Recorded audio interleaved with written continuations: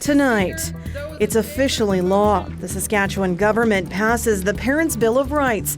We have all the reaction. Also, a warning from Regina police after horse tranquilizer is identified in drugs being sold in Regina. Plus, a man who was saved from a fire near Estevan meets his rescuer for the first time when his hero receives a special award for his bravery. This is CBC Saskatchewan News.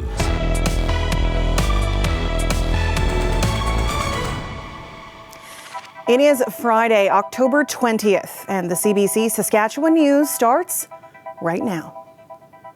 Good evening, and thanks for joining us. The Saskatchewan government has passed its controversial Parents' Bill of Rights. Premier Scott Moe maintains the new law sticks up for parents, while the NDP argues it will harm children. Adam Hunter has the story. Mr. Speaker, those in favor of the motion, 40. Those opposed, 12. I declare the motion carried. After 5 days of emergency debate and weeks of pushback, the Saskatchewan government's Parents' Bill of Rights is now law. And with the notwithstanding clause, it's immune to any judicial review. The NDP says the law will harm vulnerable trans youth. But Premier Scott Moe defends it and the use of the notwithstanding clause. This is not about targeting anyone in any way. This is about building those supports and providing parents with a right to be involved in their child's education and life, and ultimately to be a part of that support group that is being built around that child. The notion of more scoffed at by trans activists. There aren't enough mental health professionals in schools. That's a blatant lie that people will be able to reach out to counselors, and we know that. The Minister of Education says it will be up to school divisions to implement the new law, including the requirement to get parental consent when a student under 16 wants to use a different gender-related name or identity. Until parental consent is reached in that sort of situation, then we would expect that school staff would continue to call children and refer to children as their given name. The opposition NDP proposed 2 amendments on Thursday evening. One would create a parental engagement strategy. The other, titled Do No Harm, would dispense with parental consent if a mental health professional determined it would harm the child. Both were rejected by the Sask party government. This vote today, this will be your legacy. The rest of it gets washed away because this is what makes history. This is legacy. 2 NDP MLAs and 6 government members were not present for the vote. Premier Scott Moe says his caucus colleagues had reasons to be away, and their absence was not a signal that they disagreed with the bill. MLAs will be back at the legislature on Wednesday for the throne speech. Adam Hunter, CBC News, Regina. The debate around this law has been divisive. The government has positioned itself as championing the rights of parents. Today, former Education Minister Dustin Duncan, a father of 3, repeated that argument in the legislature and received a standing ovation from his Sask party colleagues. When it comes to our 3 children, Amanda and I have a set of our own values and beliefs that we want to instill in them. And if you knew the entire list, I'm sure that there would be things that you'd agree with. And I'm sure that there would be some that you wouldn't, and that's fair. Raise your kids how you see fit, and we'll do likewise, if that's still allowed in today's world. But there is one thing that we hold tightly to that is not negotiable. That our 3 will know and understand, regardless of who tries to tell them otherwise, that we don't keep secrets. That is a lesson, and lesson is far too pedestrian of a term. That is a lesson in our family that has been hard fought and hard won. And so, as Minister of Education, I could not support something for your family, or for your family, or for your family that I could not abide by for my own. And so I will be supporting third reading. Thank you, Mr. Speaker. A public health professor at Simon Fraser University says Saskatchewan's new law is a threat to public safety. Travis Solway says it hinges on parents being supportive of their gender-diverse children. In reality, many are not. His research has found the lack of support has a direct impact on the mental health of transgender children. At the moment, the picture is quite dire. I'll just give you one example, which is suicide attempts to end their own lives. So for lesbian, gay, bisexual, queer youth, we see a rate of suicide attempts that's about 4 times greater than the heterosexual population. And for transgender youth, we see a rate that's about 10 times greater than the cisgender population. That means that about 1 out of every 2 transgender people currently struggle with thoughts of suicide. Some mental health professionals say the new law presents an ethical dilemma for them, and that abiding by it would require them to violate their professional code of conduct. As of now, school employees must get parental consent before they use a student's chosen gender identity. And if there's a risk of physical, mental, or emotional harm to a student, then the appropriate professionals would be consulted to support the child in getting that consent. But a social worker tells CBC News that their code of conduct requires them to use a child's chosen name without parental consent. That's a violation of in our code of ethics, it's the section called respecting the inherent dignity of the person, whether that's a child or an adult. And we consider dead naming and misusing pronouns as not respecting the inherent dignity of a child. So that is definitely something that people are grappling with, particularly, again, with working in the best interest of the child. We know that there's active harm that comes from just not embracing a child's identity. Rittenberg also says children have a right to confidentiality when speaking to mental health professionals, and this law will be problematic. Regina police are warning people after finding horse tranquilizer in a large batch of drugs likely circulating in the city. A tested substance, purple in color, was sold as fentanyl and found to contain both fentanyl and xylazine, a combination they say presents a heightened risk of overdose and death. Xylazine is a tranquilizer used in veterinary medicine. Its sedative effects cannot be reversed by naloxone. The substance was tested at the Neo-Yotina Friendship Center and reported to police. Police are also reminding people not to use drugs alone. Saskatoon police are searching for a man they believe is intentionally leaving used needles in parks and playgrounds. Police say they had first reports of discarded needles this past summer. But they recently obtained a video showing a man dropping needles. Police say needles were found on Hampton Circle near Dundonald and on Avenue W South near 19th Street West in Meadow Green. Police have shared photos of their suspect. They believe he's in his late 30s or early 40s. He was seen carrying a maroon or black backpack and a walking stick. Anyone with information is asked to contact Saskatoon Police or Crime Stoppers. There's been an uptick in reports of Saskatchewan cattle going missing. RCMP say some could be cases of theft. The RCMP's Livestock investigator told CBC that as cattle are returning from pasture at the end of the season, producers are realizing they're short calves or cows. RCMP reported 43 calves and 31 cows missing in Saskatchewan on Tuesday. The investigator says it's helpful if breeders brand or tag to better identify missing stock. Saskatchewan's Lieutenant Governor presented more than a dozen Bravery Awards to people today. Usually the recipients are from Saskatchewan, or at least Canada. But as Jesse Anton reports, this year was an exception. Love you, man. Love you too, bro. A hug for a hero. Ken Murray came here to Government House in Regina to meet the man who saved his life and to see him receive a Royal Canadian Humane Association Bravery Award. Back in March 2021, Murray was welding some fencing on his land southeast of Estevan near the U.S. border when the grass around him caught fire. North Dakota border agent Keith Termine was patrolling the area when he noticed the smoke and decided to investigate.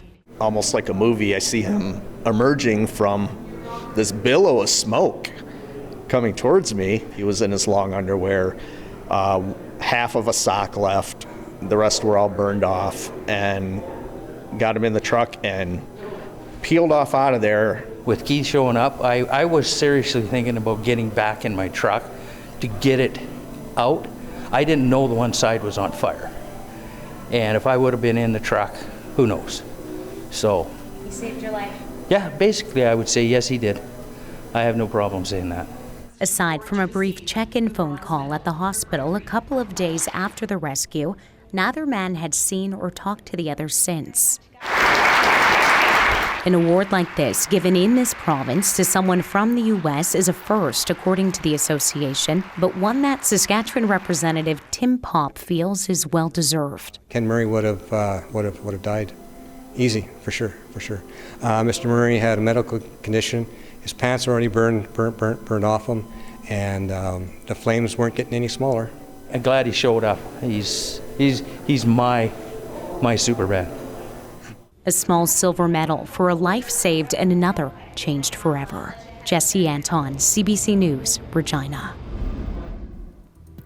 Well, it was a gorgeous day in Saskatoon. Perfect afternoon to get out for a walk with the dog and check out the lovely leaves. We are facing a temperature change next week, so soak it up while you can. Ethan will have more on your weather forecast after the break. Stay with us.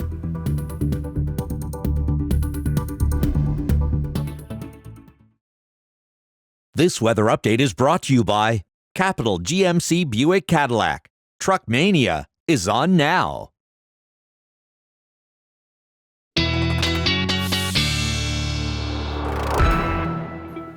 Welcome back. Our weather specialist, Ethan William, joins me now. I can't even complain about the wind today because it's really nice out. Yeah, the temperature is actually getting quite pleasant despite the fact that those northwest winds were blowing. That usually brings in some of that kind of cooler air.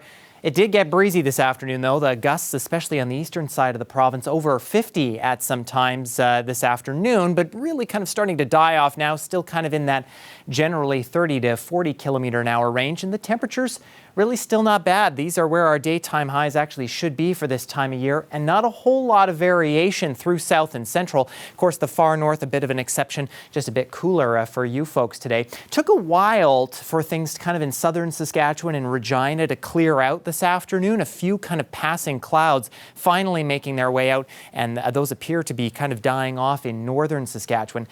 But things, yes, about to change as we head through the weekend and into next week. We're kind of in that weird time of year where we're not in the heat of the summer, not in the cold of the winter, and so the hot and the cold are kind of battling it out, and those are creating some systems that will be moving through over these next few days. And whether it falls as rain or snow, yet to be determined. But starting tomorrow evening, bit of a system bringing some cloud cover to much of the province and some showers through portions of central Saskatchewan.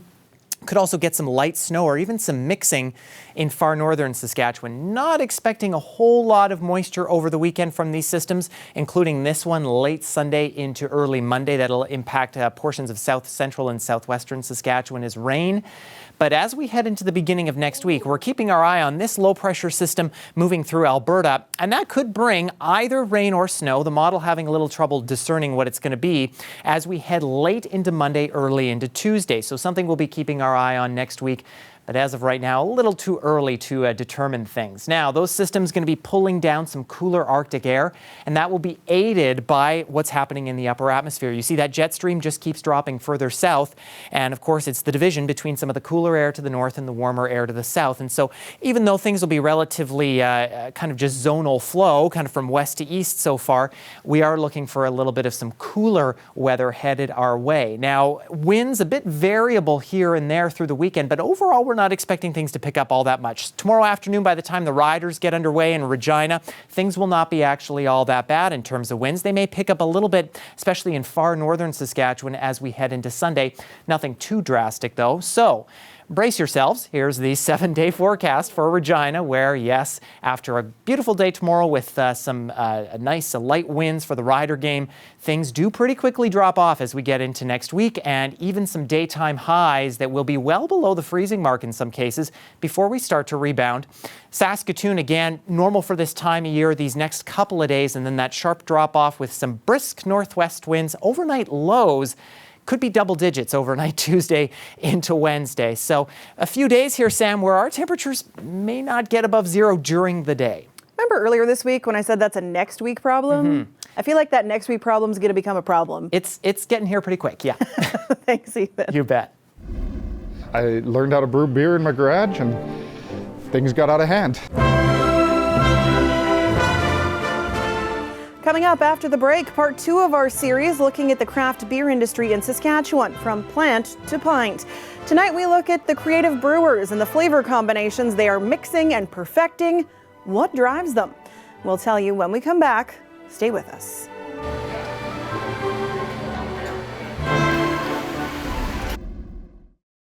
When it comes to your news, you want up-to-the-minute access. Anytime, anywhere. Get the facts straight from the source. Download the free CBC News app or visit cbcnews.ca for news you can trust.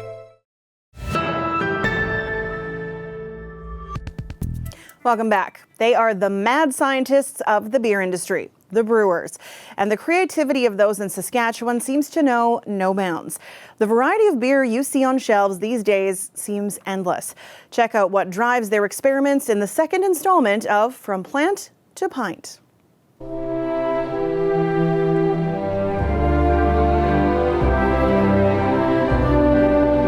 There's no end to what you can do in beer. And at the end of the day, you get to drink really, really tasty products.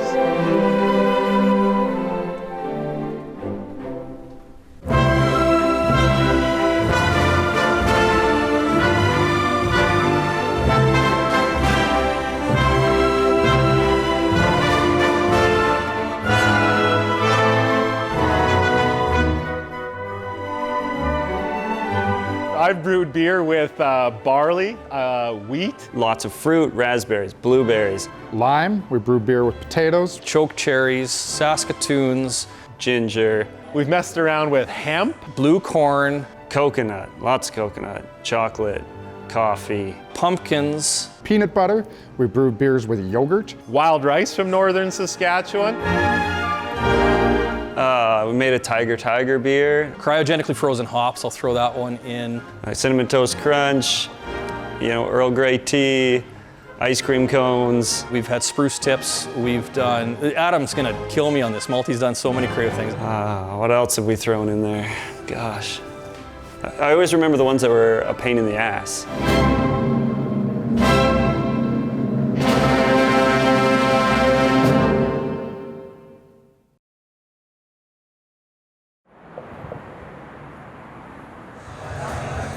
And I remember when we first opened this place, it was just shocking. And to see people come in and want to actually give you money for your beer, wow. I'm Mark Heisey, President and CEO at Rebellion Brewing Company. I was just fascinated. I was just, and I had made wine kits at home a bit. And I do appreciate good wine, but as a maker of it, there's not as much that you really have control over. You basically throw grapes and some yeast and water into a bucket, and that's it. When it comes to beer, the brewer has so much control over the final product. You can use a little bit of this, a little bit of that, this barley, that hops, endless amounts of creativity and creation. And so I think that's what got me really excited about beer as opposed to anything else. What really bugged me about some breweries that had frankly failed here in Saskatchewan, that had tried before us, they said, well, the masses aren't used to flavor, so we're gonna make really light beers. And I actually love light beers, but they don't have to be terrible.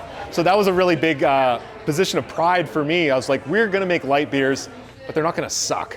And they're not gonna be like an insult to people that only like light beers. But at the same time, that's where we do like to challenge folks. We do like to make beers with cucumbers and watermelon, and we age beers in whiskey barrels. It never gets boring. You can never stop creating. It's almost like a musician or a songwriter. There's always a new song to write. I think if you really care about excellence, you never feel if you've made it. And we don't. My name is Sean Moen. I'm the CEO and co-founder of 9 Mile Legacy Brewing in Saskatoon, Saskatchewan. You'll see a sign in our cellar door that says, "Don't believe the hype." It's the process that makes you excellent, not any sort of end goal. And so we're constantly trying to refine that process as we go.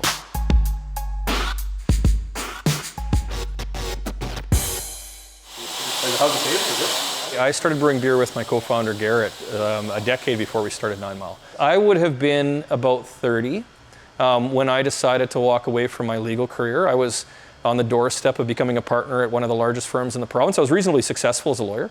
Garrett was in a similar spot at one of the largest engineering firms in the province. We wanted to take a shot at something different. People would ask me early on in 9 Mile, what were you most afraid of at that point? Honestly, the thing I was most afraid of was becoming an old man and not taking a swing at something like this. When we first got going, the reason we made our own beer is we couldn't really get different beer styles in the province. In order to have an IPA, you had to go through the special order system, and you wouldn't get a fresh IPA. You wouldn't be able to get certain British styles. So it was always like a shock to the system every time you try something new, this beautiful aha moment that we were then able to recreate ourselves. And we started to think, well, what if we could share this with other people and make a living out of it? And here we are, probably almost 17, 18 years after that initial garage batch of beer, and we're still going it. That's just a taste of the second part of our series on Saskatchewan's craft beer industry. You can watch the rest, including part 1, on our website at cbc.ca/sask. Next week, we'll look at the contributions of microbreweries to the communities that they're in.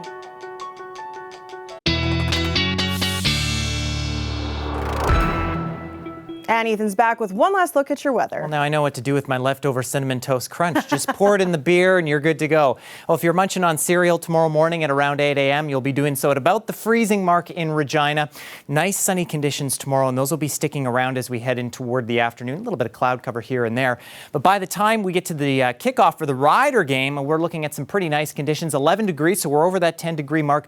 A little bit of increasing cloudiness, but again, winds are pretty good, so maybe a little light jacket with you, but overall not too bad. Saskatoon, mostly similar picture here, mostly sunny conditions at 0, and then a little bit more cloud cover toward the afternoon. Winds still light. I think by the time we get into the afternoon and perhaps the evening, some chances of showers through the evening and possibly overnight as well, Sam. All right. Thanks, Ethan. You bet.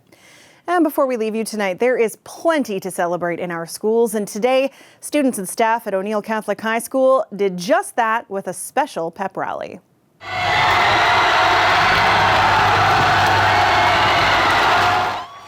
The school spent well over an hour honoring all of its teams and clubs for their accomplishments, and in the middle of all that, a special presentation to teacher Dean Venderman.